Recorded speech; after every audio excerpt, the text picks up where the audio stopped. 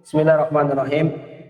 Terkait masalah suami istri yang salah satu dari keduanya atau misalkan suaminya terjatuh ke dalam kekufuran, maka jelas ya, kekafiran dan kesyirikan itu di antara konsekuensinya jelas mengeluarkan pelakunya dari Islam, sehingga berkonsekuensi dalam banyak syariat termasuk juga dalam urusan nikah.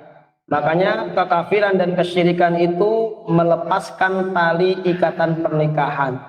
Jadi siapa yang dari istri ataupun suaminya melakukan kesyirikan, maka secara otomatis pernikahan mereka terlepas, ya, mansuh, terhapus, ya, terlepas, ya, pasah, ya, terhapus pernikahannya karena sebab kesyirikan dan kekafiran yang dilakukan.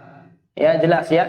Jelas tidak boleh menikah seorang muslim atau muslimah yang menikah dengan orang-orang musyrik. Jadi siapa saja yang melakukan kesyirikan, maka ini akan berakibat kepada batalnya pernikahan. Terus bagaimana ketika nanti di suatu hari, di suatu waktu kemudian bertobat, maka apakah perlu mengulang kembali pernikahannya ataupun tidak? Maka menurut pendapat yang lebih rajih, jika memang tidak diperlukan, yang lebih baik tidak perlu mengulangnya.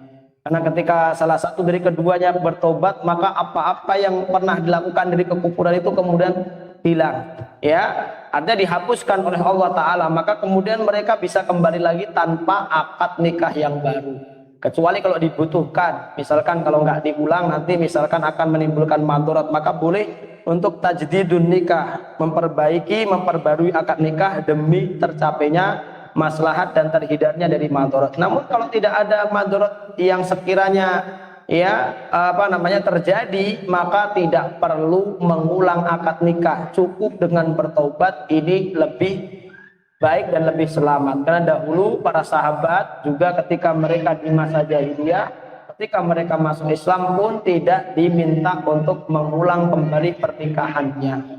Ya, ini akhwafillah, Nabi tidak meminta mereka untuk mengulang kembali pernikahannya. Begitu mereka masuk Islam, maka otomatis mereka langsung menjadi suami istri yang sah.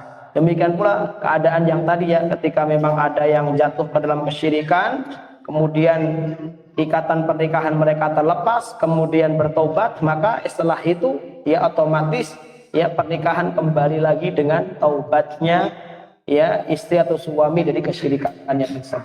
Seperti itu ya, kecuali kalau dibutuhkan maka diperlukan tajdidun nikah, ya. Wallahu a'lam bishawab.